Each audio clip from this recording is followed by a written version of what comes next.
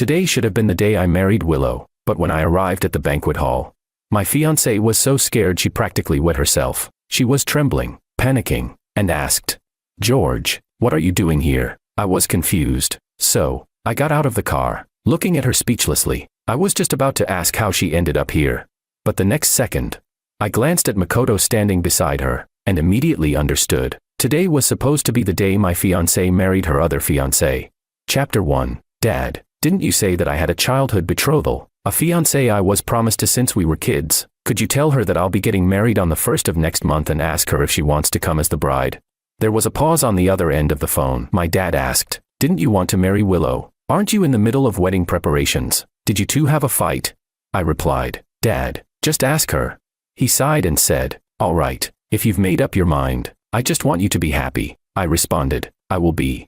Yes, I once loved Willow deeply and believed she was my destined partner. The wedding date was set, and I was eagerly looking forward to being the groom. But just a moment ago, I was given the shock of my life. An hour ago, I was with Willow trying on wedding dresses. I stepped out in my tuxedo, only to find that Willow was nowhere in sight. Looking around, I finally spotted her in a secluded corner by the window. She was talking on the phone, smiling sweetly. The shop attendant blocked my view as he said, "Mr. Wong, you have a phone call." It was the wedding planning company calling. On the other end, they said, "Mr. Wong, Miss Liu just informed us that there was a mistake with the groom's name. It should be Makoto instead of you. Are you aware of this?" An indescribable sadness hit me instantly, and anger surged up. Although I had already suspected Willow's betrayal, I still underestimated her ruthlessness. A month ago, Willow's first love, Makoto, returned to the country after 5 years abroad, and I had a bad feeling about it. Just yesterday, when Willow left, she accidentally forgot the red string she always wore. She had said it was a token of our love and her lucky charm, something she always carried. So I took the red string and rushed to the venue, only to see Willow accepting Makoto's proposal with my own eyes. Someone asked, "Willow, aren't you supposed to marry George soon? What about him?" Willow casually replied, "Makoto is sick, and this is his last wish. As for George, as long as you all keep it secret, he won't find out. Even if he does, he loves me so much, he will understand and won't leave me." Makoto hugged Willow and nodded in agreement, saying, "Sorry to make things difficult for you, Willow, but I don't have much time left. This is my last wish. I'm sure Mr. Wong will understand." The two kissed passionately amidst cheers from their friends, and I stormed off in anger. The voice on the phone continued, "Hello, Mr. Wong, are you still there? Should we change the name?" I had once loved Willow more than anything, thought I couldn't live without her, but that was all in the past now. I said, "Yes, change it. Also, book the next hall for me. I'll transfer the money later. Just copy everything. Oh, and remember to change the bride's name too. I'll send it to you later." The voice on the other end paused and asked, "So, is the wedding date staying the same?" I replied, "Yes, same date." I took a deep breath and hung up the phone. Then, Willow came over and hugged me from behind. She said, "George, you look so handsome today." I asked, "Really?" I looked at myself in the mirror, and it was fine. But why was it that my fiancé, who I had been in love with for years and was about to marry, was betraying me to marry someone else? She said, "Of course." Then, Willow hesitated and said, "There's something I need to discuss with you. I have something to do on the 1st of next month. Can we postpone our wedding?" Something to do? I sneered inwardly. Her so-called something to do was marrying another man.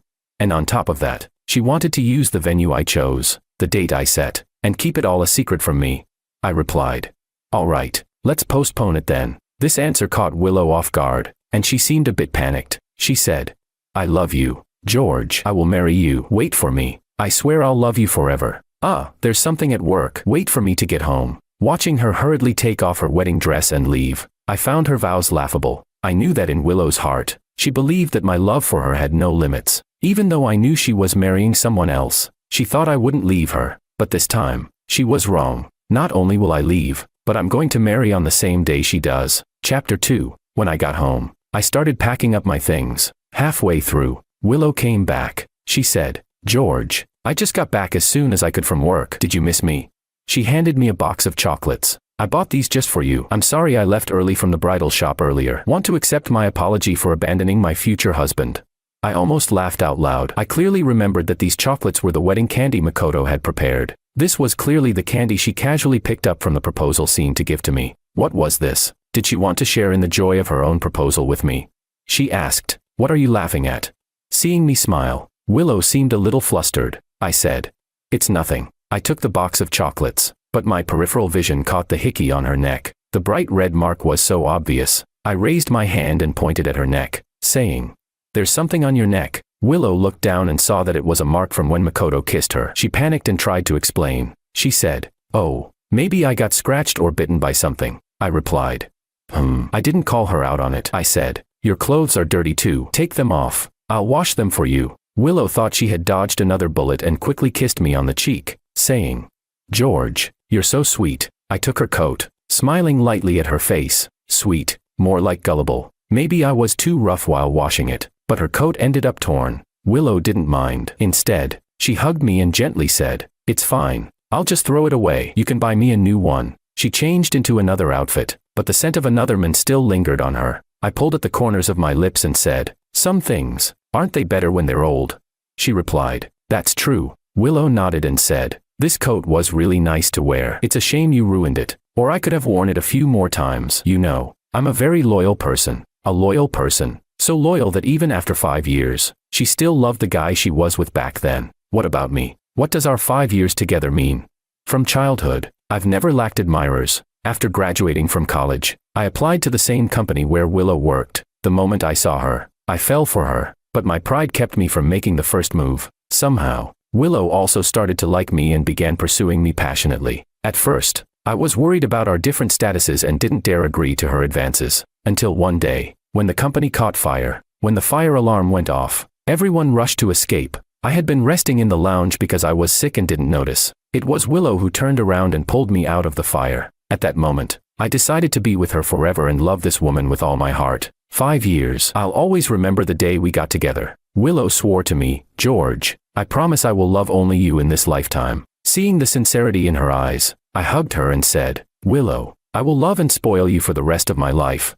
Because of love, I was nervous. I hesitated and added, "If you ever stop loving me, just tell me, and I'll let you go. I will always be loyal to you, and I hope you are the same with me. If you choose to betray me, I won't stay." Those vows still echo in my ears, but her heart had already changed. No, or rather, her heart never belonged to me in the first place. I squeezed the shirt in my hand, unable to hold back, my eyes red. She asked, "What's wrong? Why are your eyes so red?"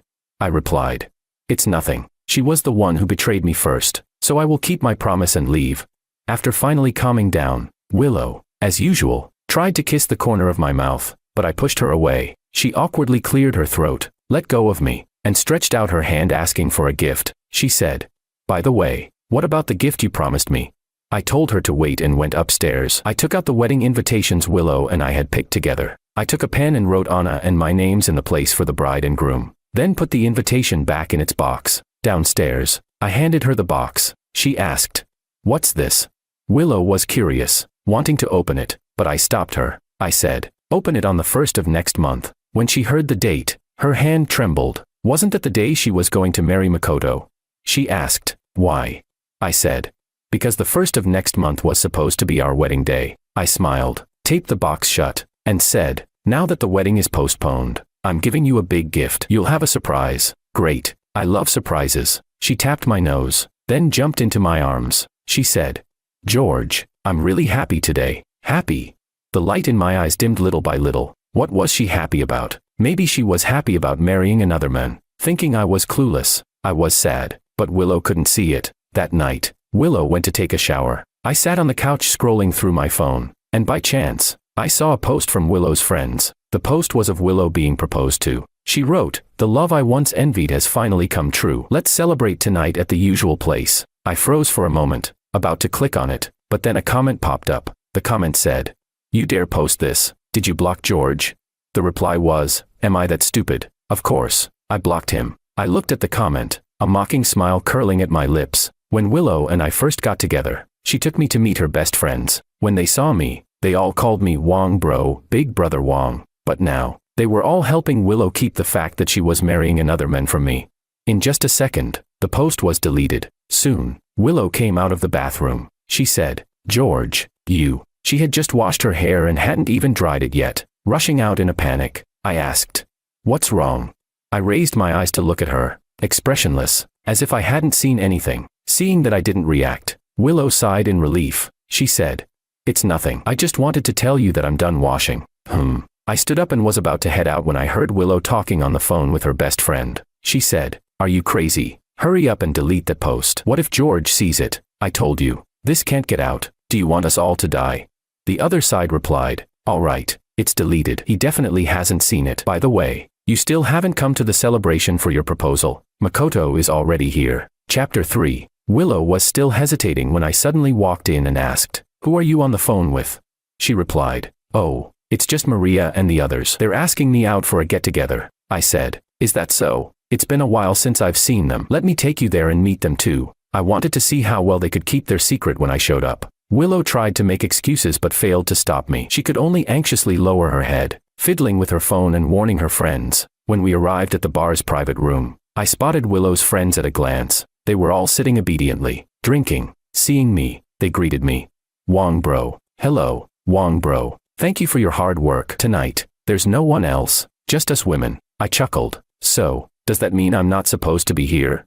The girls froze, and Willow quickly squeezed my hand and said, "That's not what they meant. They just didn't want you to get bored." I replied, "I'm not here for anything else. It's just been a while, so I came to have a drink. Since it's a girls' night, I'll have my drink and leave." With that, I grabbed a glass of wine from the table and drank it in one gulp, pretending not to notice the flash of amusement on their faces as I turned and walked away. Willow, pretending to be reluctant, hugged me and coquettishly asked for a kiss. I leaned down and kissed her forehead. She said, "I won't be too late. If you're tired, just go to bed. Don't wait for me." I went downstairs. Standing in a hidden corner, I waited for a while, and sure enough, I saw Makoto. He rushed upstairs, quickly entering the private room. I stood by the door and could clearly see what was going on inside. Makoto directly pulled Willow onto his lap, saying, "Seriously, why did he even bring you here? Now I have to hide. Because of him, you need to kiss me." As an apology, Willow wrapped her arms around him and smiled. "I'll kiss you a couple of times." She grinned and kissed Makoto on the lips. Her friends laughed. "Oh wow, you're making us all jealous." Makoto laughed heartily. "What's there to be jealous of? I'll bring some guys over soon, and we'll have some fun." Before long, he called a few men over, and the group began drinking, playing games, and having a lively time with Truth or Dare. By chance, the first person to be punished was Willow. A friend teasingly asked, "Willow, tell us, who do you like more, Makoto or George?"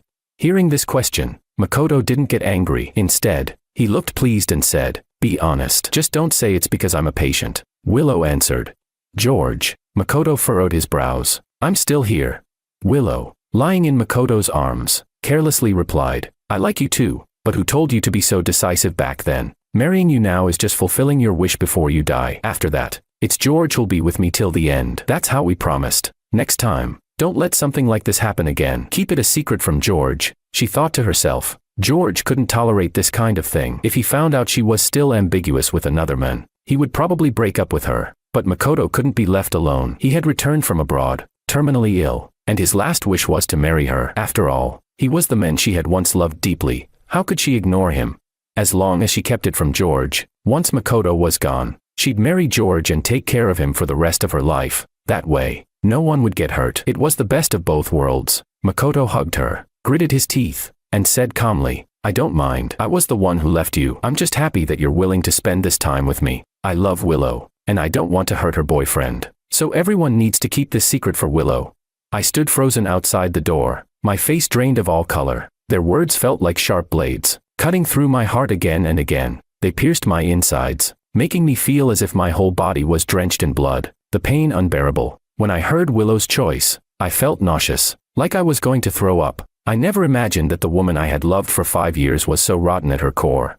I leaned against the wall, trembling uncontrollably, feeling intense pain. My strength drained away slowly, and I collapsed to the floor. I don't know how long it was before I could gather enough strength to get up. I dragged my feet, my gaze empty, heading downstairs, but after only a few steps, I couldn't hold on anymore. I finally fainted and tumbled down the stairs. Chapter 4. Help! Someone fell down the stairs. I heard shouting in my ears, and soon, a crowd gathered around. Before I closed my eyes, I saw Willow and her sisters one by one, leaving from the side. Seeing the commotion, they just glanced over and walked away. Of course, they had no idea that the person surrounded by the crowd was already me, long gone. When I woke up, I was in the hospital. A nurse was changing my bandages. "You're awake?" I asked. How did I end up here? She replied. You fainted from low blood sugar. A stranger brought you in, and they've already left. What's your family's phone number? I can help you call them. No need. I shook my head. Just thinking about Willow made me feel sick. I dragged my heavy footsteps out of the hospital room to pay the bill. After just a few steps, I overheard the nurses chatting. One of them said, "Did you hear? This morning, they brought in a man and a woman. They said they fell off the couch at the bar, smashed a beer bottle, and the guy was covered in shards." Another nurse replied, "I saw it. The situation was so intense. I didn't expect the younger generation to play so wildly these days." The first nurse said, "That woman looks really familiar. I think she's been on TV." The other nurse agreed, "Yeah, she does look familiar. What's her name again? I think her last name is Lou." My steps froze. Before I could ask more, I saw two figures walking toward me in the distance. The nurse saw them and quickly lowered her head and walked away. She said, "It's them. They're quite good looking. But what kind of wild game are they playing?" I looked at the two of them walking closer, my legs feeling as if they were filled with lead, unable to move. At that moment, Willow noticed me. Seeing me, she immediately let go of Makoto's arm. "George, what are you doing here?" She quickly ran over, looking me up and down with a worried face, and asked, "Why do you look so pale? Why didn't you call me?" I asked, "What about you? What are you doing with this man?" I subtly pulled away from her touch. Makoto extended his hand toward me generously. He said, "Hello, I'm Makoto. Willow's." He intentionally dragged out the words, but still didn't finish. Willow quickly added, "Just a good friend." Makoto's expression changed. Not willing to give up, he said, "Nice to meet you. I'm getting married on the 1st of next month. I hope you can come." When he said this, Willow's face darkened, and she shot him a glance with her dark eyes. She said, "Makoto, he's not familiar with you. Why are you inviting George to your wedding?" Makoto replied, "He's not familiar with me, but he's familiar with you, and I'm familiar with you. So doesn't that make us all familiar?" Hearing his blatant provocation, I smiled at Willow and softly asked, "Willow, wasn't our wedding date also on that day? You said you had something going on that day. Could it be that you're going to attend his wedding?" Willow panicked and quickly shook her head. "Of course not. I have something for work that day. I have to go abroad." "Don't overthink it," I asked. Really? Her guilt was obvious, but I didn't want to deal with it. I turned to Makoto and said, "Sorry, I have something that day. I won't be able to come." He asked, "Such a coincidence?" I replied, "Yeah, it's really a coincidence, because I'm getting married that day." As soon as the words left my mouth, Willow looked at me nervously and asked, "What did you say, George? Our wedding got postponed, didn't it?" Seeing her nervousness, I took a deep breath, calmed myself, and said, "It's nothing. I was just joking. I'm not available that day." I turned to leave, but Willow quickly stepped forward as if to chase after me. I called out to her, "Since you're here with a friend to see the doctor, it wouldn't be right to leave him alone. I'll go back by myself. Don't worry about me." Seeing George leave, Willow suddenly felt a sharp pain in her heart. Noticing her concern for George, Makoto frowned and said, "Willow, I'm in so much pain. My whole body hurts. Will you come home with me?" Willow was still upset over George's attitude and didn't pay attention to Makoto. She said, "Get your act together and stop provoking him." After returning home, I continued packing. I couldn't stay in this place for another moment. Thankfully, I didn't have much stuff, so it didn't take long to fill one suitcase with my belongings. When I finished packing, I grabbed my suitcase and went downstairs. At the table, I saw the chocolates Willow had given me yesterday. I sneered, took them out, and threw them in the trash. The servant saw me throw the chocolates away and asked, confused, "Sir, isn't this a gift from Miss? You don't want it anymore?" I said flatly, "I don't want things someone else has used." "It's dirty," he said, "but these chocolates are fine. How could they be someone else's?" The servant didn't understand why I was doing this. I couldn't be bothered to explain. I ran back upstairs, gathered all the things Willow had given me over the years, and packed them into a big bag. I said, "Take these and throw them away." He asked, "Throw them away?" The servant paused and said, "Sir, didn't you used to treasure these things? They were all gifts from Miss." I countered, "Don't you understand what I'm saying?" I took out the expensive watches and ties I had given Willow and said, "Donate them." He replied, "But these were gifts you gave to Miss. They're not cheap." I replied impatiently. I said, "Donate them." Having no choice, the servant quickly took the items and left. Once everything was packed, I took out my phone and bought a plane ticket. I was going home. I would leave tomorrow. After booking the ticket, a message popped up on my phone. It was from an unknown number. I opened it and saw an intimate and suggestive photo. It was of Willow and Makoto. The message read, George, if you're not an idiot, you should understand that my relationship with Willow isn't simple. You're probably wondering why we're at the hospital. That's because we got injured after being too intense at the bar. By the way, I'm getting married on the 1st of next month. The bride isn't anyone else. It's your girlfriend, Willow. I'm her first love, the one she's always loved. You were just her replacement when she was lonely over the past 5 years. Every word was filled with provocation. Looking at the pictures and the text, I couldn't hold back my anger. 5 years of love. How could I not care? My hand holding the phone trembled slightly, and my eyes began to redden. At that moment, Willow came back. She hugged me from behind and whispered, "George, why are you upset again? I'm back, and there's really nothing between me and him. I was so drunk last night that I didn't come home, and Makoto is just a friend. I only met him this morning. Don't overthink things." Facing her explanation, I waved my hand and calmly turned off my phone. I said, "I understand." I pushed her away and stared at her quietly. This face, still as pure as it was 5 years ago. But how could her heart have changed? Chapter 5. I couldn't hold back and tightly squeezed her shoulder. Willow winced in pain from the pressure, but her previously anxious heart finally calmed down. She said, "If you're upset, just squeeze me again. It's fine, as long as you're not angry." So tender, yet so disgusting. I immediately grabbed her arm and squeezed it again. After all, she asked for it. "Willow, do you remember I said that everything can be forgiven, but if you betray me, I will leave and marry someone else?" Willow's expression changed instantly. She said, "George, what are you talking about? I, Willow, have always believed that the person I will grow old with is you. I will always love only you, and I will never change. The one who loves me the most, yet tangled with another man, ending up in the hospital. The one who loves me the most, yet has delayed our wedding for the wishes of another man, leaving me to take on a second-hand product." I looked at her, as if trying to peer into her heart to see what she was truly thinking. In the end, I just nodded and said nothing. I said, "I understand." Willow hugged me again, but I pushed her away. As soon as she got close, I remembered the scene of her hugging Makoto at the bar. It was too disgusting, too repulsive. At that moment, Willow finally noticed the suitcase next to me. Her heart, which had been momentarily calm, tightened again. She grabbed my arm and asked, "Whose suitcase is this? Where are you going?" I replied, "My mom said I should go back home for a while since the wedding is soon." She asked, "Is that so?" Willow let out a sigh of relief and said, "I understand. Some customs require the bride and groom not to meet before the wedding, although the wedding has been postponed. If you're feeling homesick, you can stay at home for a few more days." I smiled and didn't say anything. Picking up my suitcase and preparing to leave, Willow offered to see me off. She said, "Let me send you back." I looked at her with a half smile and said, "No need. Didn't they say the bride and groom should have some freedom before the wedding?" "Willow, you might need that too, right?"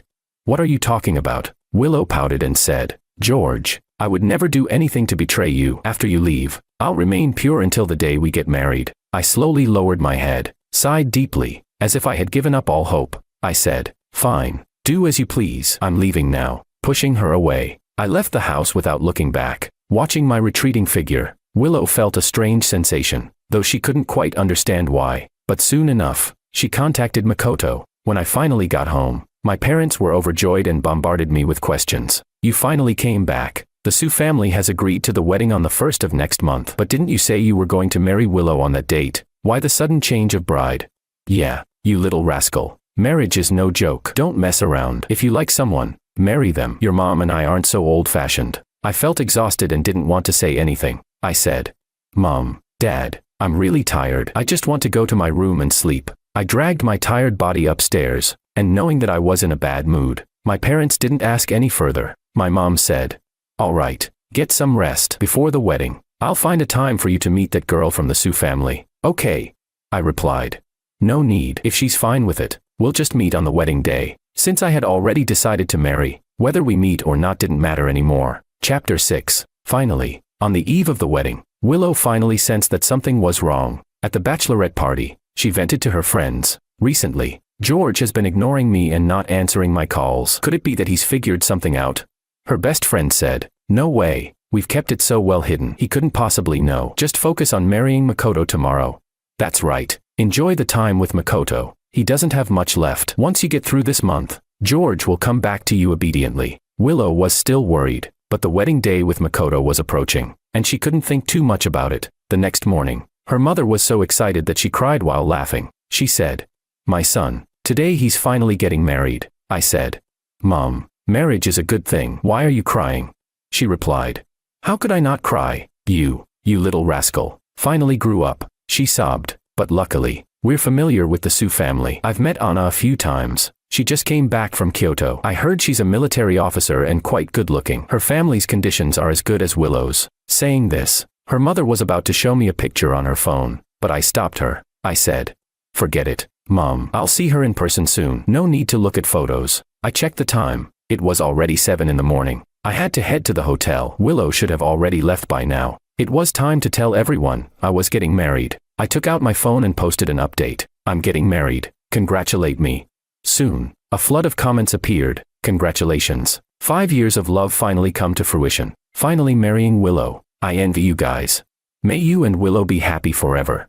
I looked at these comments, and a bitter smile tugged at my lips. Look, everyone thought I was marrying Willow, but she was marrying her first love, and I was marrying a stranger. Willow was distracted all morning. For some reason, she had an uneasy feeling, like something wasn't right. Her friends reassured her that there was nothing to worry about, that she was just overthinking. She had no choice but to let Makoto drive her to the hotel we had agreed upon. Just as they got out of the car, a few friends they hadn't seen in a while walked over with smiles, saying, Congratulations, Willow, you're finally getting married. One of them asked, Where's George? Why haven't we seen him? Willow bit her lip and said, George? Willow awkwardly replied, I'm not marrying him today. The person was stunned, then replied, What? You're joking, right? George posted this morning saying he's getting married. Isn't it to you? Another person asked in confusion. That can't be right. The hotel and the date are the same. How could it not be with you? Willow, stop joking. Willow froze, then asked, What did you say? He posted saying he's getting married today. She snatched his phone and, when she saw my post, her mind went completely blank. It was impossible. George was getting married. Who was he marrying? The next moment, a car stopped by the side of the road, and the person who got out of the car was none other than me, dressed in a suit. Upon seeing me, Willow's face instantly changed. She stood frozen, panic in her eyes, and asked, George, what are you doing here? I stepped out of the car, looked at the woman in front of me, and a mocking smile crept onto my lips. I said, I should be the one asking you, what are you doing here? I glanced at Makoto standing beside her, dressed in the suit I had picked out, standing in what should have been my place. Seeing me, Makoto's face also darkened. George, Willow didn't know what to say. Makoto gritted his teeth and said, Mr. Wong, you already knew I was marrying Willow today, so you came to take her from me, didn't you? Makoto let out a few coughs and said, Mr. Wong, please don't ruin my wedding. I'm dying. I don't have much time left. Once I'm gone, Willow will be all yours. Can't you just let me have her today? He said it earnestly. Seeing that I remained unmoved, he bent down and bowed to me. The crowd around us grew, and they all assumed I was the mistress. Makoto continued, Mr. Wong, I truly love Willow. I have cancer, and my only wish before I die is to marry her. Please, fulfill my wish. But looking at the scene before me, I could only laugh. Willow could no longer watch and helped Makoto to his feet. She said, Makoto, don't do this. George is magnanimous. He'll fulfill your wish. She looked at me and walked over to take my hand. She said, I'm sorry, George. I didn't mean to hide this from you. Makoto's condition is getting worse, and I couldn't let him die without fulfilling his last wish. You go back first. Once his wedding is over, I'll come back to find you. I shook off her hand and expressionlessly said, Willow, what made you think I came here for you? George, what are you doing today? Can you at least forgive me for this? Once I get back, you can do whatever you want.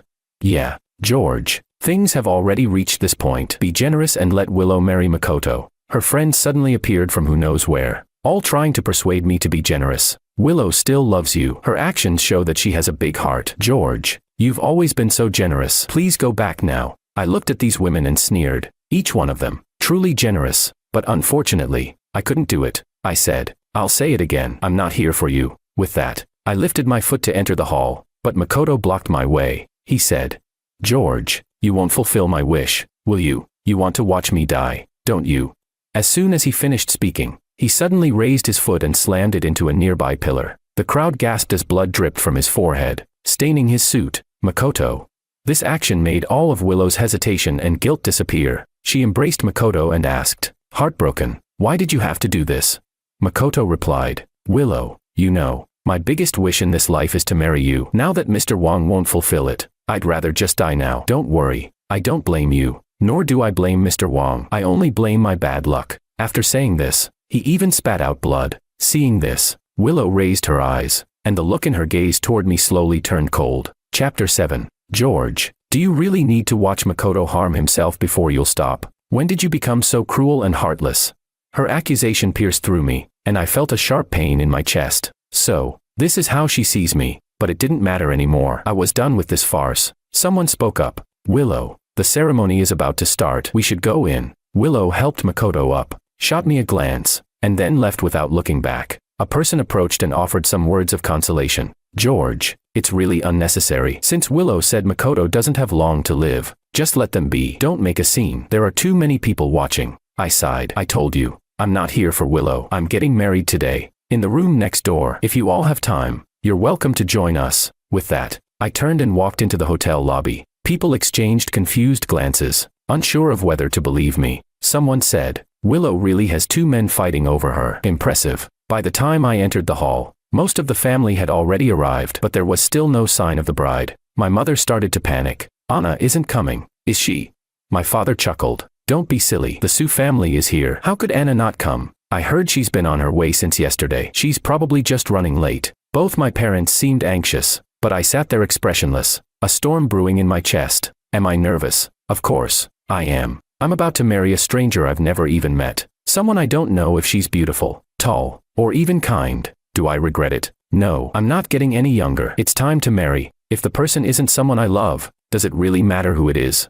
The voice of the host from next door drifted through the walls. I glanced over, wondering how Willow was doing. Meanwhile, Willow stood at the front, but her mind was far from the ceremony. She was consumed with thoughts of George, wondering if he had left, if he would ever forgive her. Makoto, do you take Willow to be your lawfully wedded wife, to love and cherish her in sickness and health, for richer or poorer, as long as you both shall live? Makoto eagerly replied, I do. Willow, do you take Makoto to be your husband, to love and cherish him forever, for better or for worse, no matter what? Willow was so deep in thought about George that she didn't even hear the host's question. Willow. Makoto pulled at her wedding dress. What is it? The host is asking you a question. Sorry, Willow said, snapping back to reality, just in time to hear the host's second question. But before she could answer, someone in the audience spoke up. Wait, so George is really getting married, in the next room? Another person asked, is that for real? Let's go check it out. If they've been together for 5 years and still aren't married, but now they're both marrying someone else, it's pretty shocking. As the crowd surged toward the exit, Willow's heart raced, though she knew George was probably lying. Still, she couldn't stop herself from feeling anxious. She tried to follow the crowd, but Makoto grabbed her arm and shook his head. Willow, don't go. Today is our wedding day. So many of our friends and family are here. What would I do if you left me? Willow gripped his hand. I'll just be a moment. George has always been so composed. I'm worried about him. And what about me? Don't you worry about me. I'm dying. Makoto's violent coughs made his words more urgent. Willow didn't even look at him as she said, I'm sorry. I have to check. What if George really is marrying someone else? I'll regret it forever if I don't find out. Makoto huffed. I'm going with you. Makoto and Willow both left the stage, leaving the guests baffled, while the host stood frozen, unsure of how to proceed. It was an unprecedented situation. Both the bride and groom had left the ceremony. Back in my hall, the auspicious time for the ceremony had arrived, but the bride was still missing. Although the Sue family kept apologizing, saying Anna would be there soon, the audience was starting to murmur. Is this wedding just a joke? Did George do this on purpose to mess with Willow? Yeah, what's going on? Are we eating here or at Willow's side? I think we should go to Willow's. At least they have a bride. Makoto had been worried that Willow might see me marrying someone else and change her mind. But now, hearing these comments, he didn't need to worry. No bride had appeared on my side, and he could make a scene without hesitation. Wong, you don't need to do this, Makoto said, walking over with an exaggerated, dramatic expression. What's the point of making a spectacle of this? Just to embarrass Willow? Willow hadn't seen the bride yet, so she relaxed a little. She thought Makoto had a point, so she turned to me. George, don't do this. Just come down from the stage and wait for me at home. I scoffed. Wait for you? Willow, what makes you think I'll wait for you? I've waited 5 years. And now, what's the result? You're marrying someone else. George, what do you want me to do for you to come back? Willow's face was pale with frustration. I looked at her with cold irony. I'll come back after my bride arrives and after we've completed the ceremony. Stop pretending. George, there's no bride. That's why she hasn't shown up yet. Makoto stepped forward and grabbed Willow's hand. Willow, I think he's just trying to mess with you. He's acting like this just to get a rise out of you. Let's just ignore him and go back. Okay. Willow, trusting Makoto's words, turned to leave. I called out, Willow, since you're here, why not have a drink at my wedding? I walked off the stage, poured a drink, and handed it to her. Willow didn't take it. Instead, she looked at me as if I had lost my mind. George, come to your senses. This is pointless. If you want to put on a show, you should have at least hired a bride. You can't do this alone.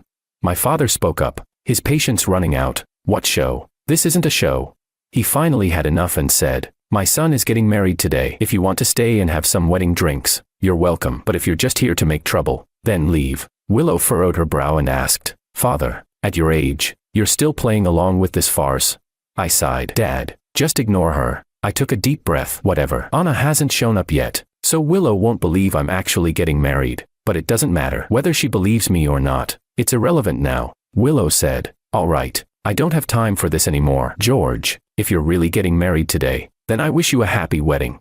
She stopped arguing, taking the drink from my hand, and turned to leave. Makoto smiled smugly, looking back at me as if victorious. But then, the door suddenly swung open. A woman, covered in dust and dirt, her clothes torn and disheveled, walked in. My parents gasped, Anna, you're finally here. I looked up. The woman I was about to marry had finally arrived, but her appearance was far from what I expected. Dirty, ragged, and not at all the image of a bride. Although I couldn't clearly see her face, her presence was undeniably remarkable. My father had mentioned she was a soldier, and her poise and figure confirmed his words. Not bad. After all. Chapter 8. Sorry, Mr. and Mrs. I'm late. Before Anna could explain, Makoto already burst out laughing. A beggar. George, are you sure you want to marry a beggar? His voice was loud enough for everyone to hear clearly. Willow, irritated, snapped, George, if you want to provoke me, at least don't bring a beggar to the rescue. Do you think this is funny? Anna glanced down at herself. She had just been in a car accident, having saved an elderly woman from under a car, which explained her disheveled state. But to be mistaken for a beggar was a bit much. She didn't bother to explain. Instead, she lifted her gaze and looked directly at her groom. His noble demeanor and handsome features were undeniable, but his character, she wasn't so sure. I said, even if she's a beggar, I'm still marrying her today. Without hesitation, I walked over to Anna and took her hand. Willow, let me introduce you. This is my wife, Anna. Anna. Willow froze, her mind racing. She vaguely remembered me mentioning once that I had a betrothed from childhood named Anna. At that time, she never took it seriously, assuming I would never leave her. But now, George was actually marrying that woman. She stammered, George, stop playing, come with me. Willow's voice quivered as she reached for my arm, trying to pull me away. I stood still, unmovable. Anna swiftly shook off Willow's hand. She said, are you out of your mind? Can't you see we're here to get married? Anna had long heard about my 5-year relationship with Willow, and it was obvious that this was the woman in question. Anna gave Willow a quick once-over. Honestly, she didn't seem that special. It seemed my new husband didn't have the best taste. Willow asked, who are you? What right do you have to speak to me? Willow finally started panicking, her heart racing, her legs going weak. She had always assumed I was just putting on a show, but the realization that I was truly marrying another woman made her anxious. Anna replied, can't you tell? I'm George's wife. Anna casually draped her arm around mine. Seeing her touch me, Willow's face turned ashen. Willow's eyes flashed with fury, and she warned, don't touch him. She nearly lunged at Anna, but my father couldn't take it anymore. He stepped forward, his voice cold. Willow, this is my son's wedding. What do you think you're doing? Uncle, George can't marry another woman. He's my boyfriend. She tried to explain, but my dad sneered. He's your boyfriend. Then who is this next to you? Miss Lou, we all value face here. Today is my son's big day, and I don't want to escalate things. You should leave now. Uncle, she's just a beggar. Are you really going to let George marry a beggar? A beggar? Who dares call our General Sue a beggar? A group of soldiers suddenly marched in, standing straight and looking sharp. Everyone in the room was stunned, including me. I couldn't believe it either. This woman was a general. No way. Willow shook her head in disbelief. George, you can't be marrying another woman. You said you'd only marry me. I was speechless. You also said you'd only marry me. I sighed. You've forgotten, haven't you? I swore that if you ever betrayed me, I would marry someone else. Willow, wasn't that our promise? Willow finally realized I wasn't joking. Her eyes widened in fear. Sorry, George. I'm sorry. Please forgive me. I won't marry Makoto. I won't see him again. Please forgive me just this once. Give me another chance. Please? Someone, take her away. Anna spoke up, and her subordinates immediately moved in to surround Willow. Anna then turned to me, seeking my opinion. Honey, what do you think? The word honey made my scalp tingle. I turned to meet Anna's gaze. Her gentle eyes made my heart skip a beat, but I quickly regained my composure. Yeah, I replied, nodding. I didn't want to look at Willow anymore. I just wanted to end this farce. George, I was wrong. Please forgive me. She wouldn't leave, clinging to my hand, refusing to let go. Do you really want to marry someone you don't love? You love me. You've loved me for 5 years, don't you remember? Yes, I loved her for 5 long years. How many nights had I spent waiting for her to come around? Before Makoto showed up, we had been happy, but this was her choice. I had given her a chance, and she hadn't valued it. I looked at her, but said nothing. Anna saw my expression, and her voice grew firm. Take her away. Willow was dragged toward the exit, falling at my feet in desperation. George, please, don't marry her. Marry me instead. We can get married right now, I promise. I had never seen Willow so desperate. If it had been before, I might have felt pity, but now, I didn't even want to look at her. I closed my eyes and turned away, slowly walking toward the stage. I addressed the crowd. Everyone, today I'm marrying Willow. My wedding is here, and hers is next door. Many of you are friends of both of us, so you can choose which wedding to attend. If you want to stay, please enjoy a drink before you leave. If not, feel free to go now. As I finished speaking, Anna's people were already pulling Willow out, but Willow still refused to leave, shouting and causing a scene. Makoto shouted at her, Willow, stop. Can't you see he's serious about marrying someone else? Let's go back and get married. Go away, get lost. Willow's eyes were bloodshot, and she shoved Makoto aside. She growled, I won't marry you. The only person I will marry is George. But he doesn't want you. He's marrying someone else.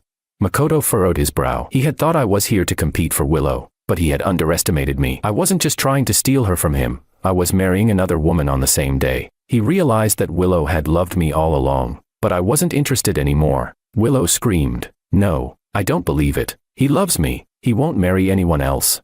Willow continued to make a scene, but the Sue family could no longer bear it. Chapter 9. This young lady, if you keep making a scene, don't blame us for being rude. Willow ignored the warning, and my mother was the first to slap her. Willow, I've been patient enough with you. You've been with my son for 5 years, and you didn't want to marry him. Fine, but then you lied to him, telling him the wedding was delayed, only to use his wedding venue to marry another man. My son treated you so well, and yet you kept deceiving him. If you don't stop now, I'll beat you up for my son. Willow responded, her face swollen from the slap. I'm not leaving. I won't leave. I want to marry George, and, if you agree, I'll marry him today. I swear I'll be good to him for the rest of my life. Despite the blood at the corner of her mouth, Willow refused to leave. Anna's father was no slouch either. With a single glance, several people came forward and forcefully dragged Willow out. Makoto spoke up at this point. George, are you just going to stand there and watch Willow get beaten? She's gone through all this for you, and you're fine with it. I walked over to Willow, whose face was a mess of bruises and blood, my expression unreadable. Anna stepped in front of me, saying, if you need help, just say the word. I shook my head. Thanks, but I want to handle this myself. George. Willow's voice was weak, but when she saw me, she still managed a faint smile. She said, marry me. Let's get married right now. Okay. I answered coldly. Willow, don't be foolish. I don't love you anymore, and I won't marry you. My words shattered whatever hope Willow had left. No way. You don't love me. How could you not love me? She stammered in disbelief. Makoto, trying to stir things up further, shouted, George, I get it now. You've been with this woman all along, haven't you? You're the one who betrayed Willow first, and now you're pretending like you haven't. I smiled, unaffected. I betrayed Willow first. I continued, both my family and the Sue family can vouch that Anna and I are meeting for the first time today. We've never met before. As for you, Mr. Ito, you knew full well that Willow and I were a couple, but you still tried to get her to marry you. If anyone is guilty of betrayal, it's her, not me. Makoto tried to deny it. Willow and I are clean. There's nothing between us. She's only marrying me to fulfill my last wish. We haven't done anything to hurt you. I took a deep breath and turned to Willow. Willow, I said softly, you tell me, have you ever done anything to hurt me? Willow froze, looking guilty as she avoided my gaze. After a long silence, she finally shook her head. No, George, I swear. Makoto and I are innocent. We haven't done anything. I only love you, she insisted. Hearing her words, I felt the last shred of hope I had for her completely vanish. Looking at the swollen face before me, I realized how wrong I had been about this woman all these years. I closed my eyes and handed my phone to the wedding planner. Please put these photos on the big screen, I said. The planner was momentarily shocked when she saw the photos but quickly did as I asked. Everyone in the room was confused at first, until the big screen displayed a series of intimate photos, followed by the provocative messages Makoto had sent me. Each photo and message appeared one after another, flashing before everyone's eyes. Makoto's face drained of color as he realized I had saved everything, including the screenshots of his messages. The guests murmured in shock. Oh my God, how could this happen? Willow was completely outrageous. She claimed they were innocent, but they've even slept together. What innocence is there? At that moment, Willow and Makoto became the target of everyone's scorn. Willow, her face battered and swollen, stood frozen in place, her mind unable to process what was happening. After what felt like an eternity, she turned to Makoto, grabbing his wrist and screaming, "Makoto, I told you not to provoke him. Are you crazy? You sent those photos to George." Her appearance was terrifying, and Makoto finally seemed to feel the weight of his actions. "I'm sorry, Willow. I love you so much. I didn't know what else to do. Please forgive me," he begged. I turned to Willow and asked, "Do you have anything to say, Willow?" I was exhausted. I really was. I never wanted it to escalate this far, but Willow had been so stubborn, refusing to acknowledge the evidence in front of her. As long as I didn't show it to her, she would never stop. Willow fell silent, her body crumpling to the floor as she stared at the ground, not saying a word. My father ordered for her to be dragged out, and this time, Willow made no attempt to resist. Chapter 10. Anna hadn't been involved in the chaos earlier, but when I saw her again, she had changed into the white wedding dress she was supposed to wear, her face freshly made up. Only then did I get a proper look at my future wife, and she was beautiful. Anna stood in front of me, radiating brightness and warmth. From the moment she entered, her impression of George had only gotten better and better, especially when the photos were shown on the big screen earlier. I had to admit, it felt really satisfying. She said, "All the unwanted guests are gone. Can we continue now?" Anna extended her hand to me. I nodded and took it in mine. She asked, "You won't regret marrying me, right?"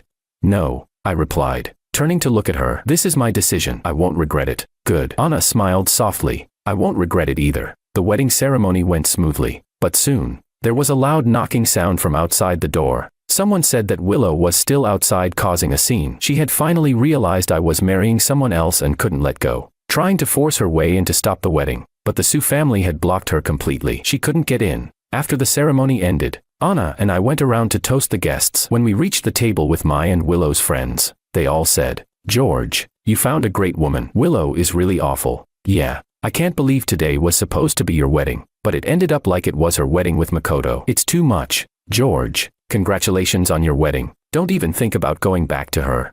I smiled and said, "Don't worry, I won't." I drank the contents of my glass in one go and looked toward the door. Going back. I'd never go back to Willow again in my life. The wedding lasted from early morning until about 2 or 3 in the afternoon. I was exhausted. After seeing off our friends, the wedding finally came to a close. My parents needed to stay and socialize with relatives and friends, so Anna and I decided to head back first. I asked, "Can we leave through the back door?"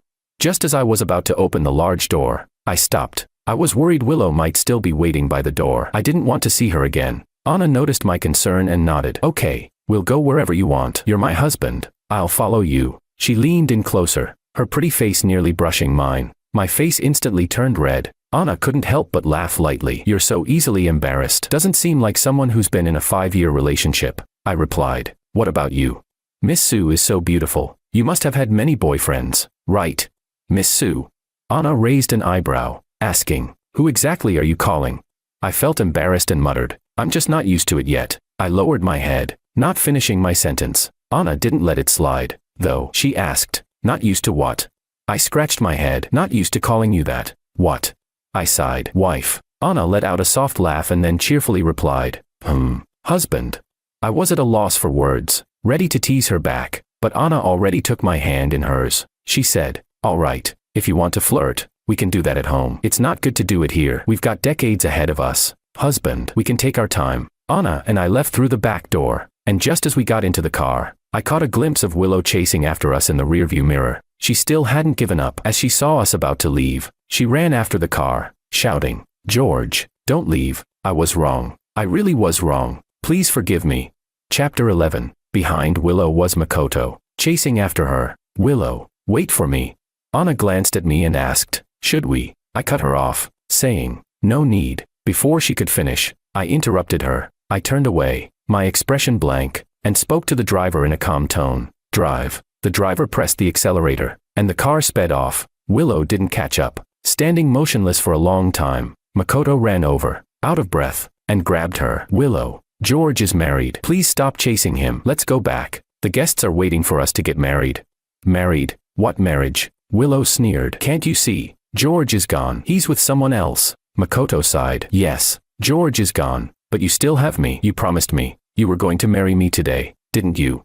Makoto smoothed his disheveled hair and forced a smile. He said, let's go back. We'll get married right away. Willow replied coldly. Go away. I'm not marrying you. Ignoring him, Willow walked forward, like a zombie, her eyes dull and aimless. Seeing her like this, Makoto panicked. Please, don't do this. George doesn't want you, but I do. Willow, don't you remember? I'm dying. You promised me you'd marry me before I die. Willow looked at him coldly. I don't love you. I love George. If I marry anyone, it will be him. She blinked and added, without George, I'll die. Before Makoto could respond, she collapsed to the ground, unconscious. Makoto was startled. Willow. Inside the car, I turned to look out the window. Feeling mentally and physically drained, I closed my eyes, hoping to get some rest. Anna casually tossed a blanket at me. Cover up. You'll catch a cold. I caught the blanket and smiled at her. Thanks. Where are we going now? She replied. Back to the Sue family, to get my stuff. About half an hour later, the car finally stopped in front of the Sue family's house. Before I could get out, the door was already opened by Anna. Come on, husband. Help me pack my things. We're going to our new home. I had bought a house, intending to live there one day with Willow, but now, it would be with a stranger. I stepped out of the car, looking at the mansion in front of me. My brow furrowed involuntarily. This house was even bigger than mine. I glanced at Anna, curious. My family wasn't poor, but we weren't rich either. How did my dad arrange a marriage contract with such a wealthy family? Anna noticed my gaze and said, what are you looking at? It's not mine. It's my father's. He's rich. She gave a playful smile. I'm poor, though. I'll have to rely on you to take care of me now. After packing, Anna followed me to our new home. The interior was black and white, and as soon as we stepped inside, the coldness of the decor hit me. Anna looked around and noticed that even the bed sheets and curtains were in black and white. She stood still, with no desire to go further inside. I asked, what's wrong? Noticing her expression, I shrugged. Don't like it. Big man's room. Isn't it just like this? She shook her head, suddenly looking more lively. I don't like it. She asked, do you have some free time? I replied, what do you want to do? I stepped back a few steps, a bad feeling creeping up on me. She smiled mischievously and said, I think you should come with me to a place. Anna took me to a shopping mall, where she picked out some cute little decorations and some beautiful bedding sets. Everything was in feminine colors, bright and colorful, and looking at it made me feel a headache coming on. I said, we've been married for only a few hours, and you're already taking over my bedroom. She replied, you don't like it? Anna turned to ask me, Mr. Wong, do you want a divorce? I can arrange it anytime. I was speechless. Who made me marry such a fiery little pepper? I said, you're pretty sharp-tongued. She smirked and said, you're not bad yourself. How come you're not like this in front of Willow? Hearing Willow's name made my mood suddenly sour. She noticed, but then said, forget it. If you don't like it, we won't buy it. She started to walk away, but I quickly stopped her. Buy. Store clerk, wrap up everything my wife picked and charge it to my card. Seeing me take out my card with such a bold gesture, Anna couldn't help but laugh again. She said, aren't you afraid I'll buy you poor?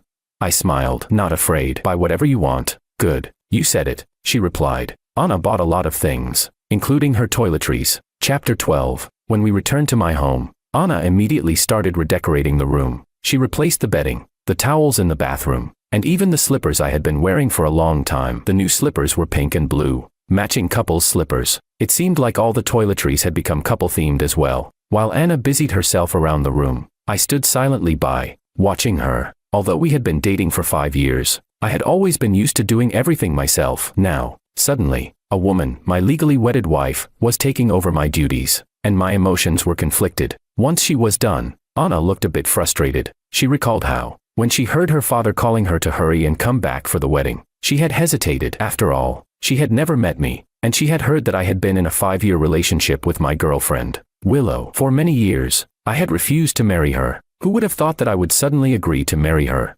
At first, Anna didn't want to come, but after hearing that I was going to get married on the same day as my girlfriend, she found it intriguing and quickly rushed back. Now that she had finally met me, she found that I was even more interesting than she had imagined. She said, all done. Once everything was tidied up, it was already dark. Anna yawned, then climbed into bed and said, "Let's sleep." I watched her lie down, and then it hit me. We were married, and technically, we should sleep in the same bed, but it was still hard for me to accept sharing a bed with someone I had only just met. On the very first day, "You go ahead and sleep. I'm not tired yet," I said, walking over to the sofa to sit down and pretend to read. Anna saw through my pretense. She smiled, then got up from the bed. "All right, no more teasing. I know you're really tired. Get some rest," she said. She walked out and went to the guest room. I sighed in relief and was about to fall asleep when my phone rang. Seeing the flashing number, I tightened my grip on the phone. It was a call from Willow. I didn't want to answer, but the call kept ringing, so I finally picked up. "Hello, George. If you still have a conscience, hurry up and come to the hospital. Willow is dying." It wasn't Willow's voice, but Makoto's. I was stunned. "What did you say?" "Third hospital. You can come if you want," Makoto said. Before hanging up, I sat there, my mind in a complete fog. I didn't want to see Willow again. I never wanted to see her for the rest of my life. But then I thought about the scene at the wedding earlier, where Sue's family and my mom had been trying to handle Willow. If something happened to her, both the Sue family and my family would have trouble. I couldn't just ignore it. So, I decided to go to the hospital to check on Willow. Anna saw me heading out and frowned. "Where are you going?" "Willow's dying. I need to go check on her," I replied. Seeing the urgency on my face, Anna snorted coldly. "Of course, you still can't let her go." I explained my reasoning. "If you're free, you can come with me. If not, I'll go alone," she replied. "I'll go with you. I want to see what trick she's pulling." We both arrived at the hospital. Willow had just been wheeled out of the operating room, unconscious. Makoto, still in his suit, sat motionless by her bed. When he saw me, he charged over, shouting, "Why? Why did you have to ruin my and Willow's wedding? Look at Willow, lying there unconscious because of you. Look at how she won't marry me. How she's still obsessed with you. Are you proud of yourself?" Ignoring his crazed outburst, I frowned and walked to Willow's bedside. Her face was pale, her eyes tightly shut. She really did look like she was dead. I asked, "If the surgery was successful, will she be okay?" "George. George." Her voice was faint, calling out my name. Willow's face was filled with pain, and her hands were flailing in the air, as if trying to grab something. Makoto quickly reached out, grabbing her hand in excitement. "Willow, I'm here," he said. Willow responded weakly. "George, you're not George." She yanked her hand out of Makoto's grasp, and her emotions started to escalate. A nurse walked in and said, "Didn't you hear the patient calling for George? Which one of you is George? Go and comfort her. Can't you see how agitated she is? Are you trying to let her die?" I sighed and walked over, gently taking Willow's hand. "I'm here," I said. Immediately, Willow's grip tightened around my hand. Hearing my voice seemed to calm her down. Makoto, seeing this, turned away. His eyes gradually dimmed, and he left with heavy footsteps. The room was now just me, Anna, and Willow. Willow still held my hand tightly, and I knew that tonight, I probably wouldn't be able to leave. "Anna, if you're tired, you can go home first," I said. She replied, "It's fine, I'm not tired." Anna stretched her long legs and laid down on a nearby chair. "I'll stay here with you tonight." I saw her close her eyes, and I didn't push her further. After spending the whole night with Willow, I leaned by the bed, my legs and arms completely numb. When I finally opened my eyes, I found that Willow had woken up and was staring at me with deep affection. I tried to pull my hand away, but she wouldn't let go, gripping it tightly. My right arm was numb, and I finally said, "Let go of me." "I won't." "George, I'll never let go of your hand for the rest of my life," she said, trying with all her might to sit up in bed, but she was too weak to do so. I sighed, my hands numb. "You're not going to hold on to me forever, right?" She had no choice but to release my hand. Once she did, I stood up to leave, but Willow panicked. "George, where are you going?" "I'm going to the bathroom." Willow looked at me with longing and asked, "George, you forgive me now, don't you? You've stayed with me all night. That means you still love me, right? You still care about me."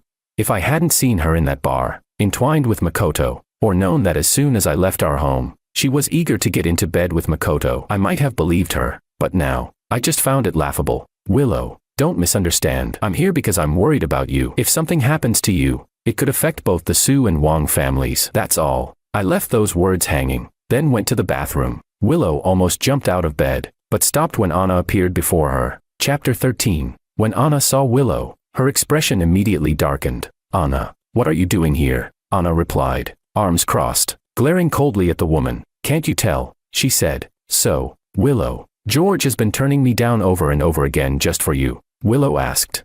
George turned you down for me. A deep sense of guilt surged within Willow. She had always thought George had never been interested in anyone else, that no one could love him the way she did. She never imagined he might already be engaged, and to a woman who was even better than her. In that moment, she realized just how wrong she had been. If she could turn back time, she would never have agreed to marry Makoto. Anna said, "All right, you're awake now. My husband and I are going home to rest." She didn't want to waste time with Willow any longer. She grabbed my hand as I came out of the bathroom and said, "Let's go. I'm tired." I was ready to leave too. "Don't go. George, don't leave me." Willow suddenly fell from the bed in a burst of desperation. Weak and unable to move, she simply crawled on the floor. Seeing her like this, I frowned, saying, "Willow, why bother?" She pleaded.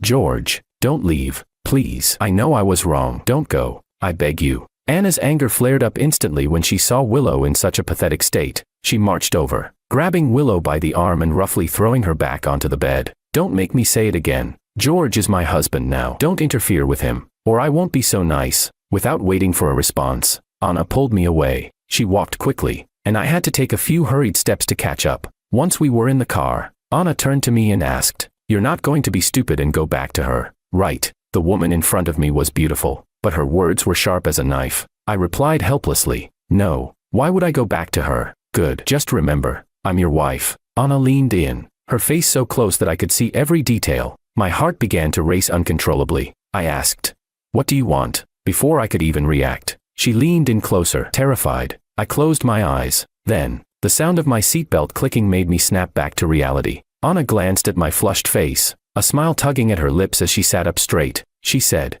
"You thought I was going to kiss you." I quickly turned my head away, stammering, "No." She smirked. "You should kiss me." "Why?" I asked, confused. She replied, "Which good wife spends an entire night with her husband, even when it's for his ex-girlfriend?" Seeing her upset expression, I lowered my head and apologized.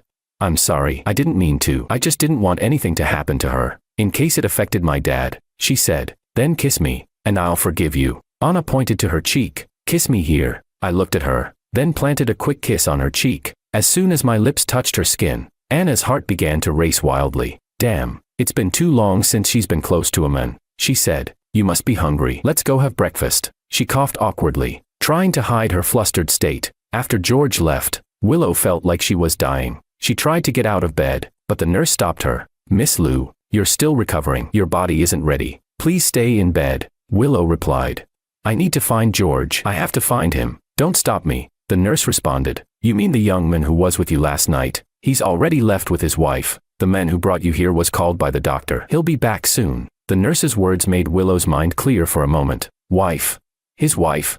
George was married. He really got married. No, as long as they didn't register the marriage, they weren't truly married. Willow shouted, "She's not his wife. I am. I'm George's wife." Her emotions surged, and the nurse couldn't stop her. Just then, Makoto entered, holding a report, his voice filled with excitement. "Willow, you're pregnant." It felt like a lightning bolt hit Willow, and she froze on the bed. She looked at Makoto in disbelief, asking, "What did you say? You're pregnant?" "Willow, you're carrying our child." Makoto rushed to hold her, overwhelmed with emotion. He had been waiting for this moment for so long. Willow shook her head. "Impossible. I've been taking the pill." She clenched his arm, a dark expression clouding her face. Makoto, biting his lip, lowered his head and explained softly, "There was one time I forgot to remind you to take the pill. I thought it would be fine, but I didn't expect this." "Willow, you're pregnant." Despite the pain in his arm, Makoto didn't care. "Willow, let's get married again." "Okay, now that you're pregnant, your belly will start to show soon. Let's get married as soon as possible." Before he could finish, Willow shoved him away. "No, I told you, I won't marry you." Her face turned cold, her eyes like ice as she glared at him. She said slowly, "Besides, didn't you get cancer and are supposed to die within a month? I won't let my child be born without a father." At that moment, someone walked in and asked, "Who has cancer?" The doctor entered to check on her, overhearing Willow's words. "Miss Liu, did you say Mr. Ito has cancer?" Willow nodded. "Yes, he has cancer and is dying," the doctor replied. "No, Miss Liu, I think you're mistaken. Mr. Ito is in good health, and your baby is also healthy. You just had surgery, but with proper rest, you and the baby will be fine." Willow finally understood. It was all a lie, just a trick Makoto had played on her to get her to marry him. Anger surged within her, and she knocked everything off the table in fury. "You lied to me, Makoto. How dare you deceive me?" Makoto, frightened, hurriedly tried to explain. It's not like that. I didn't know. It was the doctor's misdiagnosis. I didn't lie to you. The doctors, seeing the situation, quickly left the room. The large room was now left with just Makoto and Willow. Makoto kept his head down, too afraid to speak. Willow glared at him, her voice filled with venom. Why did you lie to me? Makoto quickly explained. I wasn't trying to hurt you. Willow, I love you too much. I didn't want to see you marry George, so I lied about being sick. Willow gritted her teeth. You lied about having cancer so I would tell George to postpone the wedding. Behind my back, you sent our intimate photos and provocative messages to him. You even purposely didn't remind me to take my medication, making me pregnant with your child. Makoto, how could I have not seen what kind of person you are? The Makoto of 5 years ago had been pure and kind. Nothing like the manipulative, dark figure standing before her now. Comparing him to George, George seemed like a saint. She regretted everything, wishing she could slap herself. She said, "Get away from me, you bastard. I never want to see you again. I'll abort this baby." Makoto, stunned, questioned whether he had heard her correctly. He remembered asking Willow before if she liked kids, and she had said she did, especially if it was their child. Now, she was saying she would get rid of their baby.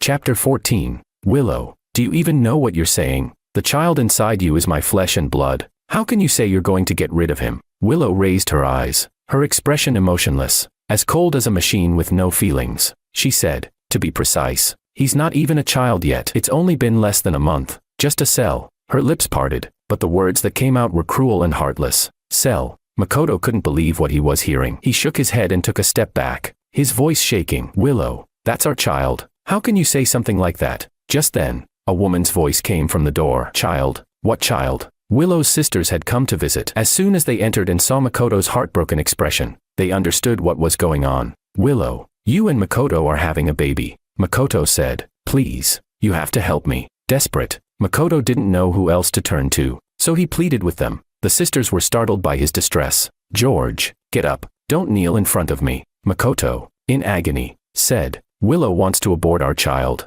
His voice trembled with pain. Please, help me talk to her, please. The sisters gathered around Willow's bed, trying to persuade her. Willow, are you out of your mind? George is married now. You two are done. You're pregnant now. Why don't you just marry him and have the baby? Didn't you always want a child? Willow replied, her tone icy. I want to have George's child, not his. Her face darkened, and her voice turned cold as ice. If you're my best friends, stay out of my business. But, the sisters were sympathetic toward Makoto, but they knew the truth. Willow had always loved George above all else. Even though she had made a mistake and hurt him, George was always the one in her heart. Now that she was trying to win him back, there was no way she could keep this child. They stopped trying to persuade her. One of her friends said, all right, you rest up. We'll head back for now. As they prepared to leave, Makoto panicked and refused to go. At the door, several of the Liu family's bodyguards appeared, blocking his way. Mr. Ito, please come with us. No, I'm not going. Makoto shook his head, determined to talk to Willow, but he could see that she had made up her mind. She was not going to keep the child. Makoto said, Willow, please don't do this. Keep the child, and I'll leave right away. Willow coldly replied, I'm going to see a doctor today and get an abortion. I'll have the child removed right away. Her icy words shattered Makoto's last hope. He collapsed onto the ground, too weak to fight anymore. In the end, 2 men dragged him out, and Willow was sent back to the operating room. Makoto hadn't expected this. He thought he could use the child to force Willow to marry him, but he only learned she was pregnant an hour ago. Now, in that short time, the child was going to be taken from him. His eyes red and his heart breaking, Makoto helplessly cried out, I need to see Willow. I need to see her. Please, spare our child. One of Willow's men, seeing his despair, tried to comfort him. Mr. Ito, you're still young. You'll have a wife and children one day. But before he could say more, Makoto, overwhelmed with grief, fainted, losing all consciousness. Chapter 15. When Makoto woke up, Willow had already finished her surgery. Willow sent someone to deliver a plane ticket to him. Miss Liu bought you a ticket for this afternoon's flight. This afternoon, Makoto sneered. He didn't expect Willow to hate him so much. She had just undergone surgery, and yet she wanted him completely gone from her life. I want to see her. Sorry, Miss Liu said she won't see you. The men locked the door to the hospital room and added, when the time comes, I'll take you to the airport. Makoto stared at the plane ticket in his hand, and suddenly burst into maniacal laughter. But as he laughed, his tears started to fall. I shouldn't have come back. I shouldn't have. After dealing with Makoto's situation, Willow was soon able to get out of bed. Ignoring the doctor's advice, She dragged her aching body back to the home she shared with George. The house was empty, cold, and silent. George was gone, and all his belongings had disappeared. A sharp pain pierced her heart as she remembered the gift he had given her on their 5th anniversary. She painfully climbed upstairs and found the box. Tearing off the tape, Willow impatiently opened it, but there was no gift inside, just a quiet wedding invitation. Her hands trembling, she opened the invitation and saw the words clearly written on it. It was dated October 1st, George was getting married, and the bride's name wasn't hers, it was Anna. Willow squeezed the invitation in her hand, her entire body collapsing to the floor. So, George had known about her affair with Makoto all along. He had already decided he wouldn't marry her. When had he made that decision? No wonder. When she saw him in the hospital, he had said he was getting married at the beginning of next month. He hadn't been joking. It was true. He had already planned to leave her. George. Her eyes turned red, and Willow broke down in tears. This time, it was real pain. She glanced at the empty room one last time before stumbling down the stairs. Is there anything left here that George left behind? The servant hesitated, thinking for a while before shaking his head. He said, Mr. Wang threw away all the things you gave him, and he took his own things with him. We've cleaned the room, there's nothing else. Willow shook her head. No, there's still something. She looked down at the invitation in her hand. She never imagined that the last thing she had related to George would be his wedding invitation. Miss, weren't you supposed to be getting married to Mr. Wang? Why hasn't he come back with you? The servant seemed puzzled. Not only had Willow returned without him, but she also seemed so weak now. Willow replied, Yes, I'm going to get George back. The servant's words gave Willow some strength. She ordered for the address of the Su family to be found and immediately had a car driver there. At the door, she said, I'm looking for Anna. The servant looked at her warily and said, Miss is not home. She left early this morning to go to the horse farm with the young master. The horse farm? Yes. Miss said they were going abroad for a vacation soon. There are a lot of horses there, and the young master doesn't know how to ride. So Miss is teaching him first. Willow gritted her teeth. Honeymoon. Her anger surged within her as she quickly got into the car and headed toward the horse farm without hesitation. Chapter 16. The air at the horse farm was fresh, and the view was vast, which lightened my mood. Come here. A woman waved at me from a distance, and for a moment, I was in a daze. This confident girl, with every movement she made, exuded an alluring charm. She wore a riding outfit, holding a pony by the reins, a smile playing on her lips, leaving a group of men around her mesmerized. Some of them walked up to her, asking for her phone number and WeChat. I frowned, my face darkening immediately. I walked over quickly, took the man's phone, and punched in a string of numbers. Here's the number. Thank you. The man was overjoyed, running off happily. Anna looked at me curiously. Did you really give him your number? Yes, I said, raising an eyebrow. What? Do you want to give him yours? She snorted. Are you jealous? Anna seemed pleased with my reaction. She smiled at me, then pointed at the pony beside her. Do you like it? Yes. I petted its mane, and the pony shook its head comfortably. She said, Name it. I hesitated. Isn't that a bit much? Can I really just name a horse here? It's my horse. I'm giving it to you. Really? I didn't expect Anna to have a horse to give. I was excited and said, Then let's call it Starlight. Will you be its little brother? It's a female. Then it'll be a little sister. Do as you wish. After Anna helped me onto the horse, she spent the next half hour teaching me how to ride. Eventually, I barely managed to get the hang of it. She asked, Is it fun? Very fun. Then take me riding with you. She climbed onto my horse. The pony's temperament was a bit wild. As soon as we mounted, we barely took a few steps before almost falling off. Ah! Anna screamed, and we both fell off the horse. Are you okay? I hurriedly protected her, anxiously checking her for injuries. Anna's cheeks turned red under my gaze. I'm fine. Just think I sprained my ankle, she said. I'll take you inside to rest. Just as I was about to carry her inside, Willow appeared. George. Seeing her, my brows immediately furrowed. Aren't you supposed to still be in the hospital? What are you doing here? Willow looked disheveled, and when she saw me holding Anna, her heart ached even more. George. I miss you. Will you come back with me? There were a lot of people around, all from the same circle. Everyone knew Willow, and no one had ever seen her like this. They were all surprised. I said, Willow, haven't I made myself clear enough? I'm married now. Go back with me. Back where? She replied. Back to our home. Willow's eyes were red and swollen. Anna spoke up.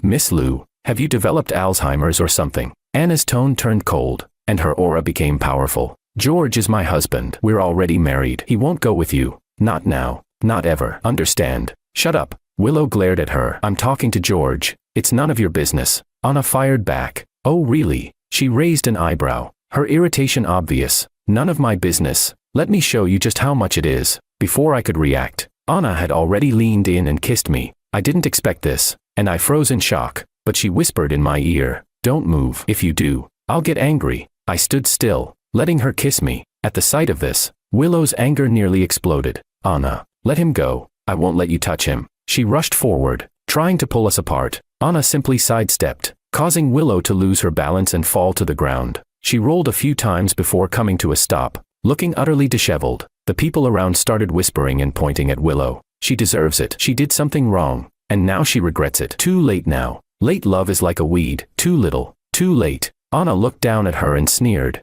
"Miss Lou, I'll warn you one last time. Don't ever come between me and George. He's my husband now, and for this lifetime, he will only ever be mine. You can't take him away." Willow struggled to get up. She said, "Getting married doesn't mean you can't get divorced. Anna, don't get too smug." "George loves me," Anna replied.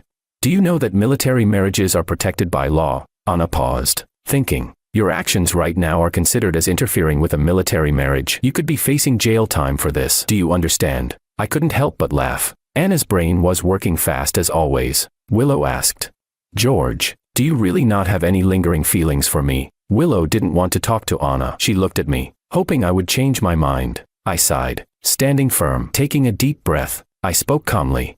"Willow, I'll say this one last time. We're done. Completely done. From the day Makoto returned, when you secretly went to the airport to welcome him back, to when you postponed our wedding and then accepted his proposal, to that moment at the bar when you kissed him, our relationship ended there." Willow looked at me in disbelief. "You knew?" "Yes, I knew." I smiled and said, "Willow, I'm actually glad I only spent 5 years recognizing who you really are. Not a lifetime. I'm married to Anna now, and I will love and care for her for the rest of my life. As long as she doesn't betray me, I'll only love her, no one else." Then I added, "You said you liked Makoto, right? You wanted to marry him. We're done, so do whatever you want now." "No, I don't like him. The only person I've loved from the beginning to the end is you, but I don't love you anymore. Don't ever show up in front of me again. You're just disgusting." With that, I helped Anna leave the horse farm. Once in the car, Anna stayed silent, but her lips were curled into a smile. Seeing her smile, I frowned. "What are you so happy about?" She replied,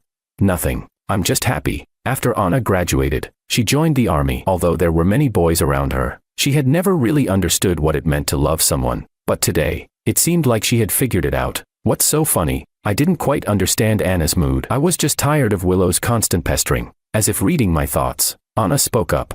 "The tickets are already booked. We're leaving first thing tomorrow morning. Our honeymoon awaits." I laughed. "Thanks," she asked. "Thanks for what?" Anna turned to look at me, her gaze full of affection. I grinned and said, "Thanks to my wonderful wife." At that moment, Anna's heart skipped a beat. She looked at me, her face turning red with shyness. Chapter 17. I looked at Anna's swollen foot and parked the car in front of a pharmacy. Soon, I came back with some supplies, opened the passenger door, and carefully removed her socks. Anna looked at me, confused. "What are you doing?" "I'm checking your foot. Didn't you sprain it? What if it's swollen badly?" "Thank you." As I gently handled her foot, Anna's heart fluttered. She leaned down and kissed my cheek. That quick, fleeting kiss made my face turn bright red, all the way to the back of my ears. She always teased me, but when it came to actually kissing me, she seemed flustered too, lost and unsure of what to do. I couldn't help but smile at her adorable expression. I said, "So, you do blush too?" She bit her lip. "Who's blushing?" I massaged her ankle, and she let out a soft gasp. "Ah." I immediately pulled my hand back, asking, "Does it hurt?" She shook her head. "No, it's fine." Her face was slightly flushed, though. Looking at her, I suddenly remembered when Willow had sprained her ankle. I used to buy medicine for her and rub it on her foot. Back then, she would moan in pain, and I'd panic, pulling away to ask if it hurt. The past was so clear in my mind, but everything had changed. "Are you thinking about her?" Anna could tell that I hadn't moved on so easily. Of course, after 5 years of a relationship, how could I just forget it? I replied, "I won't think about her anymore." I cupped Anna's face gently, looking into her eyes. "I will fall in love with you, Anna." She smiled. "Even if you don't want to, you'll have to, Mr. Wong." "Then please, Miss Sue, I look forward to spending the rest of my life with you." "All right, let's go home." We drove back to the Sue family's old house. That evening, I had my first dinner with the Sue family. They all really liked me as their son-in-law, and kept advising me to treat Anna well and make sure she wasn't mistreated. Anna rolled her eyes. "You guys are too much. Aren't you worried that he'll bully me?" Sue's mother responded. "How could George bully you? He's such a good man. It's actually you we're worried about. Mom, you're so biased. Anna wasn't happy, though her smile was hard to hide. I felt warm inside. I really enjoyed the atmosphere of the Sue family. Then the maid came in and said, "Sir, there's a drunk woman outside who insists on seeing the young master." Anna put down her chopsticks and glanced at me. Anna's mother asked curiously, "Who is it, George? Do you know her?" I nodded. "Should be." Before I could finish, Anna interrupted. "Just a crazy person. Do you want to go out and see?" I sighed. I really don't want to see her again. Anna looked at her parents, then said, "Mom, Dad, I'll go out for a bit. George is skinny. You have to make sure he finishes his meal. Go ahead, you little brat. At least you care about your husband." When Anna stepped outside, she saw Willow shouting at the iron gate. "George, come out. Come see me." I regret it. I know I was wrong. If you forgive me, I'll do anything for you. Anna leaned against the wall, crossing her arms, her expression cold as she watched her. When Willow's voice grew hoarse and her energy waned, Anna opened the gate. "Are you done shouting, Anna?" Seeing Anna, Willow rushed over like she'd seen an enemy. She grabbed Anna's collar, shouting, "Give George back to me. He's mine. He's my boyfriend. Do you know that?" Anna rolled her eyes. "He used to be, but you didn't cherish him. You cheated on him, hurt him, and now you won't even let him go. Willow, you're disgusting." Willow retorted. "This is between George and me. It's none of your business," Anna responded.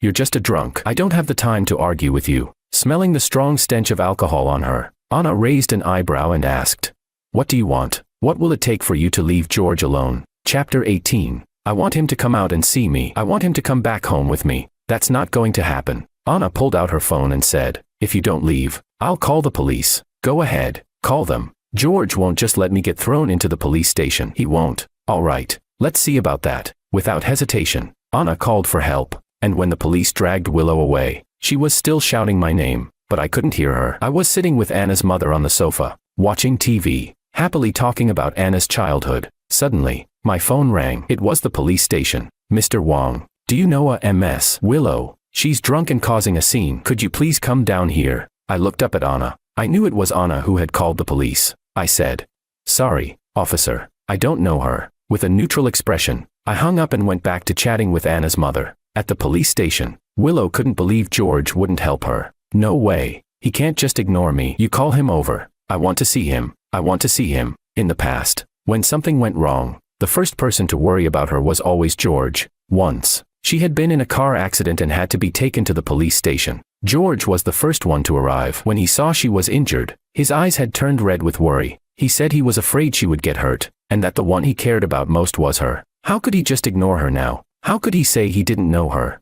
The officer said, "All right, Miss Liu, stop causing trouble. Everyone knows that Mr. Wong is married to Anna now. He's her husband, not yours. No matter how much you shout, he won't come." In the end, the police had no choice but to release her. The officer said, "Enough. Don't cause any more trouble outside his door. The man doesn't care about you anymore. No matter how loud you scream, it won't make a difference." Willow sat down in a daze, her heart slowly dying. That's right, he was married now. He wasn't her boyfriend anymore. No matter how much she threw a tantrum, he wouldn't care about her anymore. She had lost George, the boy who loved her the most. What now? She regretted it so much. The day Anna and I were going on our honeymoon, I went home for a bit first. My mother came out of her room with an album and secretly handed it to me. She said, "George, this album is full of pictures of you and Willow. You always kept it safe and didn't let us touch it. I found it when I was cleaning your room the other day. Now that you're married, you can't be confused. What should we do with this album?" I glanced at the album but didn't even feel like opening it.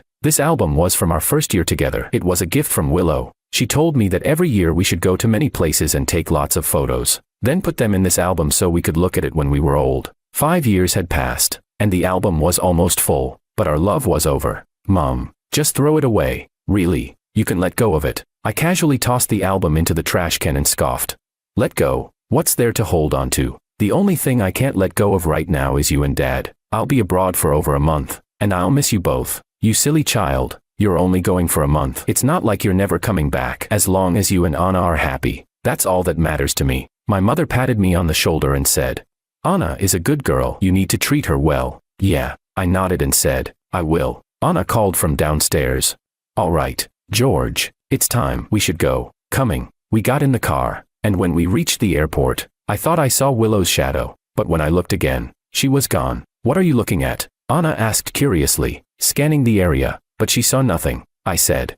Nothing. I shook my head. Let's go. Once we passed through security, I walked straight ahead, never looking back. Chapter 19. After George left, a woman slowly stepped out from behind a pillar. She had watched him leave with her own eyes, and it felt like her heart was being torn apart. She still loved him so much, she couldn't forget him, but he hated her now. He didn't want to see her anymore. Willow wasn't willing to give up. She decided to wait for him to come back. Over the next month, Willow changed a lot. She wanted to prove to George that she had become a different person. She waited for the day he would return, eager to show him how much she had changed. But when he finally came back, the first thing he did after getting off the plane with Anna was go to the hospital. Willow rushed there as fast as she could. By the time she arrived, they were just walking out of the doctor's office. George was holding Anna's hand, his eyes full of love as he gently scolded her. The doctor said no more eating so much ice cream. Did you hear me? I know. I only had a few more than usual. Look at you acting all scared. Anna looked up at George with a playful smile, but her hand instinctively rested on her stomach. Then she said, "What do you think? Will our baby look more like you or more like me, baby?" Hearing that word, Willow's entire body froze in place. Her mind went blank. Just a little over a month had passed, and he already had a child with Anna. She had thought she still had a chance. How could he already have a baby with someone else? Hadn't he once said he wasn't in a rush for kids? Hadn't he said they were still young? Then why? Why did it turn out like this? George chuckled, running his hand through Anna's hair as he replied, "If it's a boy, he'll be handsome like me. If it's a girl, she'll be as beautiful as you." Anna playfully smacked his shoulder, rolling her eyes. "You're so full of yourself." The man caught her small hand in his own, squeezing it gently. His voice was filled with warmth. "Have you only just realized that? But don't worry, I'll spend a lifetime spoiling you and our baby." The two of them were lost in their happiness, walking right past Willow without even noticing her. George was truly happy now. He had fallen in love with Anna. He would never think of Willow again. Willow realized then there was no longer a chance for her and George. Her mind flashed back to something George had once said. "Willow, when we have a baby one day, I'll give you the grandest fireworks display to celebrate our child's birth." That night, Willow ordered the biggest fireworks show the city had ever seen. For a full 3 hours, the sky was filled with dazzling fireworks, never stopping. The moment the first explosion lit up the sky, I was having dinner with Anna at a restaurant. Everyone around us turned to look at the view outside, taking out their phones to capture the display. A girl nearby asked, "Today isn't a special occasion, why are they setting off fireworks?" Her boyfriend chuckled. "Do you like it? If you like it, I'll set off fireworks for you too," the girl teased. "Then when I have our baby, you better give me a sky full of fireworks just like this," the boy smiled. "Of course, I promise." Listening to them, I suddenly stopped cutting my steak. I slowly lifted my head and let out a quiet sigh. Anna noticed. "What's wrong?" she asked. "Nothing," I replied. I cut a piece of steak and placed it onto Anna's plate. "Eat more. You're eating for two now." I withdrew my gaze from the fireworks and took a bite of my food. "It's delicious." I smiled softly. "Willow, this must be your doing, but the truth is, this was supposed to be a promise I fulfilled for you. A grand fireworks display to celebrate our baby. But everything has changed. Fortunately, I've moved on. I have a happy family now.